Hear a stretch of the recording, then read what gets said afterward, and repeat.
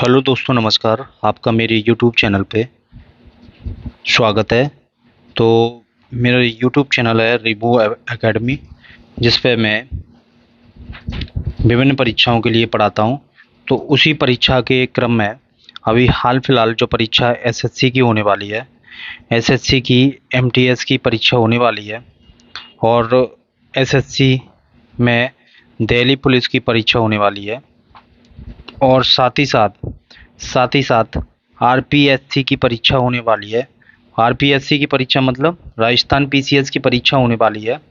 तो राजस्थान पीसीएस के साथ साथ अभी बिहार पीसीएस की परीक्षा होने वाली है। तो बिहार पीसीएस की परीक्षा भी होने वाली है, और बिहार पीसीएस के बाद एमपी पीसीएस की भी परीक्षा होने वाली है।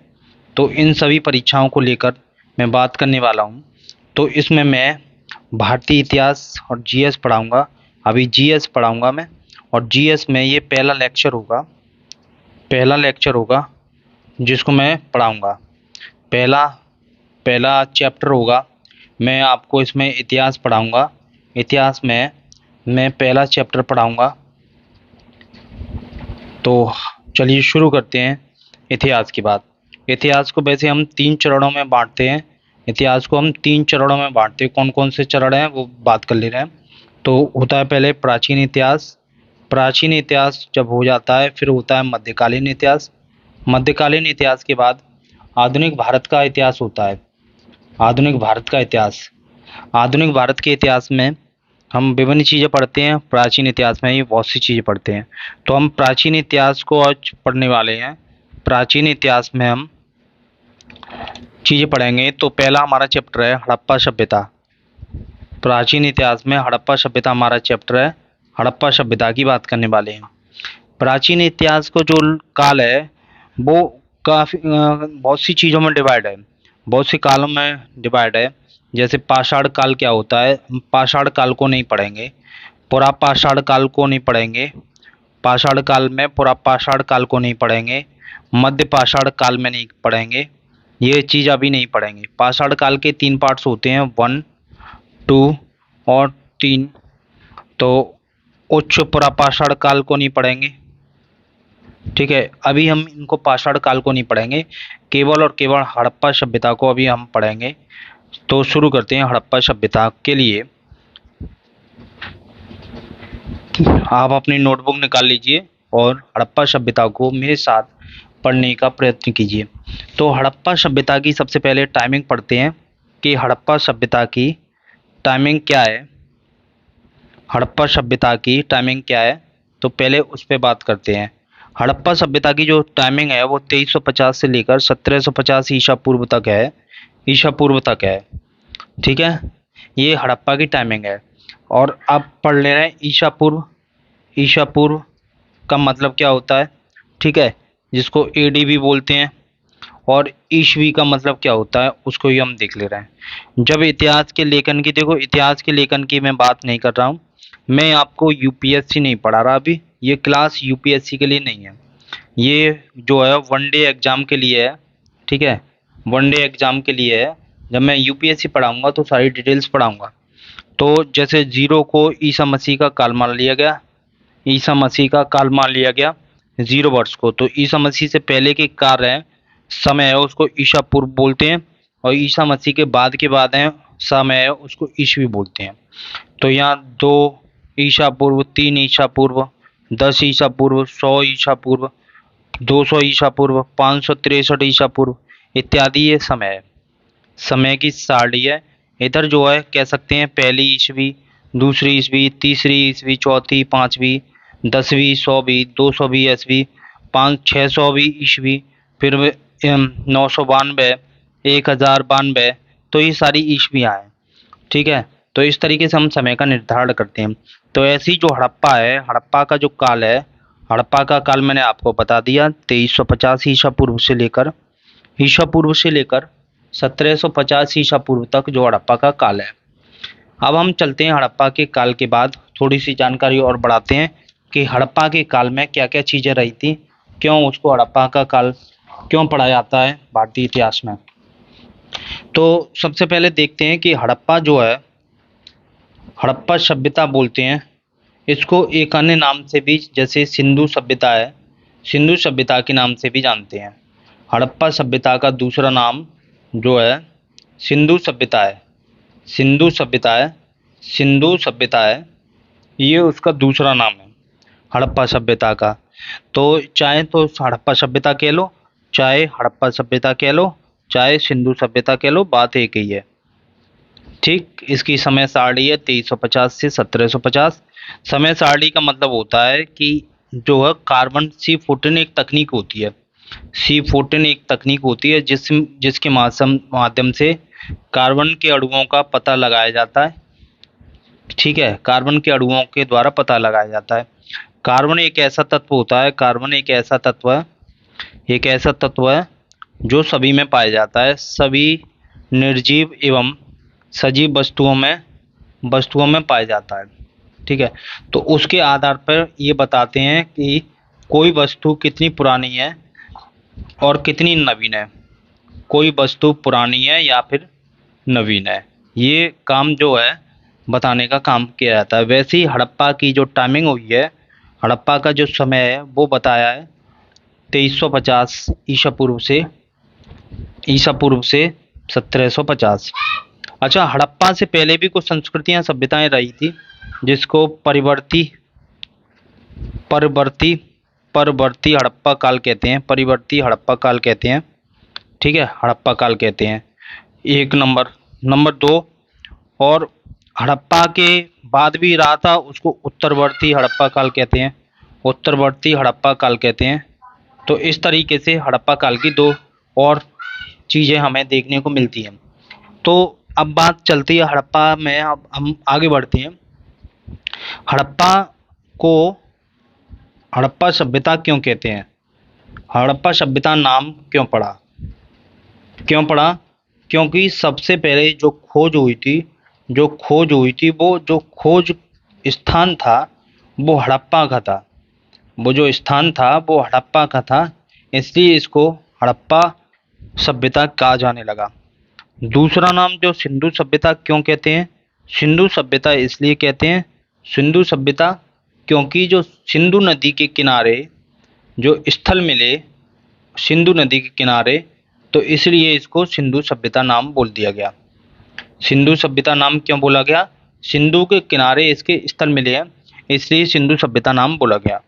ठीक है, तो अब आगे बढ़ते हैं। और तो जो सिंधु सभ्यता थी वो पूरे भारत में, या कह सकते हैं सिंधु सभ्यता या हड़प्पा सभ्यता लगभग लगभग पूरे भारत में अभी के अनुसार नई खोजों के अनुसार ये माना जा रहा है कि लगभग पूरे भारत में फैली हुई थी।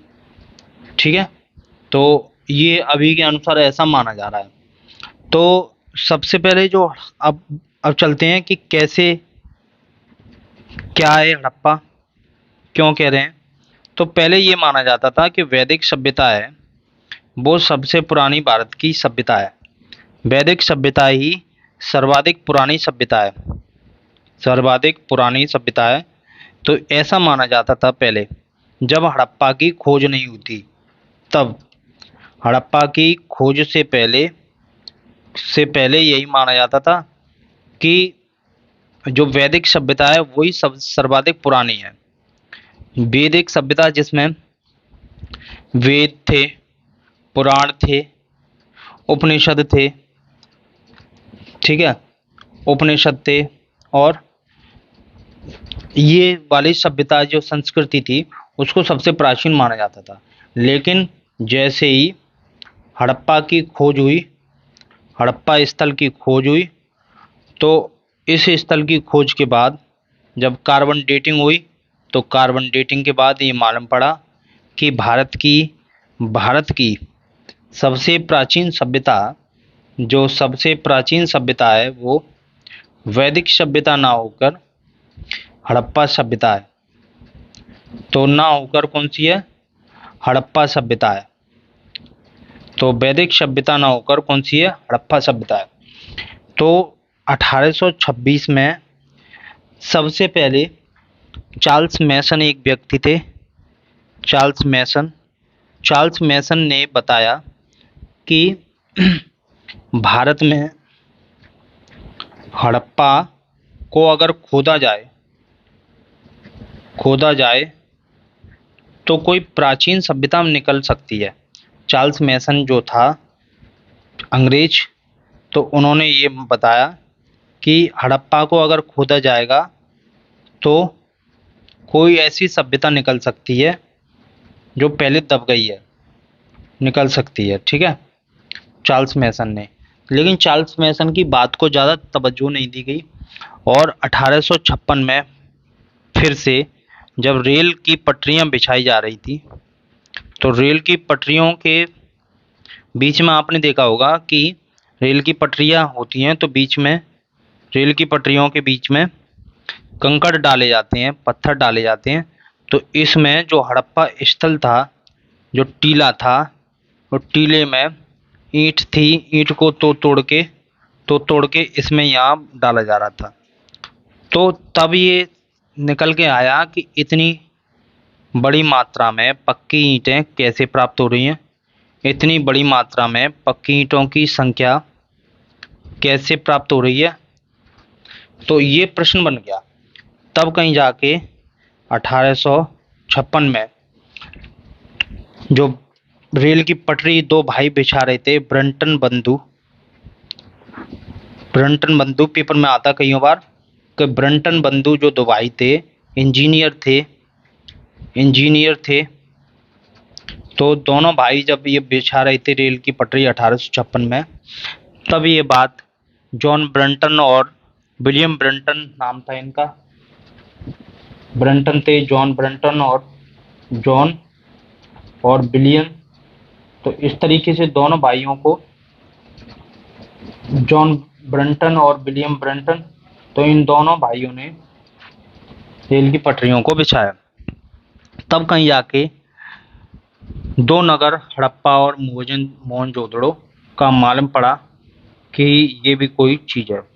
तब भी कोई ज़्यादा फोकस नहीं किया गया 1856 में।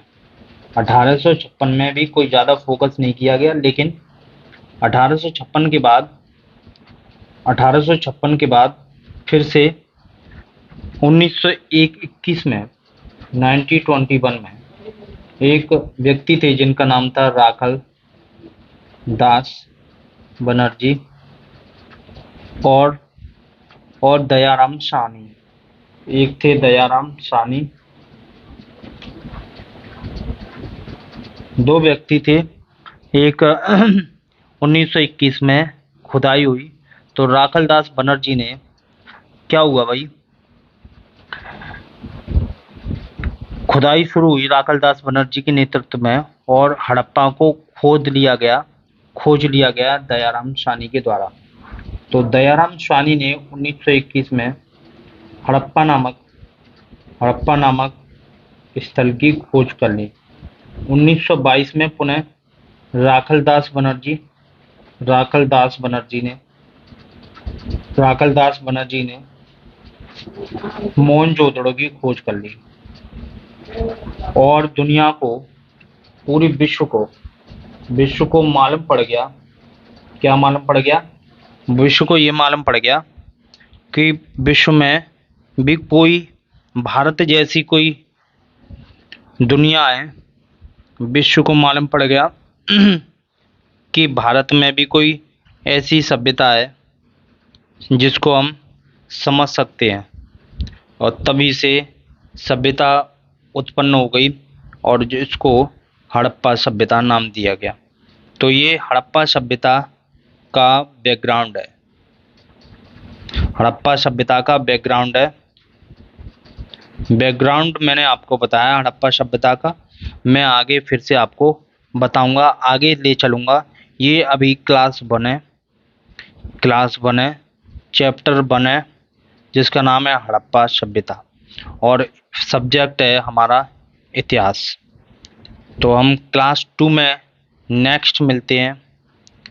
क्लास 2 इसी टाइम पर क्लास 2 मिलती है, तो हम इसको देखते हैं। तब तक का आप चैनल पर अगर नए हैं, चैनल को सब्सक्राइब कर लो, लाइक करो और कमेंट करो, जिससे कि आने वाली सारी वीडियो सब्सक्राइब करोगे तो आपको सबसे पहले मिल जाएगी। नहीं तो कोई इन्फॉर्मेशन नोटिफिकेशन नहीं आया, क्लास आ गई। लाइक करोगे तो एक मोटिवेशन मिलेगा, कमेंट करोगे तो आपके प्रश्नों का जवाब मैं दूंगा, प्रश्नों का सभी का उत्तर दूंगा। तो ये आप काम जरूर करें। ठीक है, एक नए वीडियो के साथ, नई क्लास के साथ फिर मिलते हैं। तब तक अपना ख्याल रखिए। नमस्कार, बाय।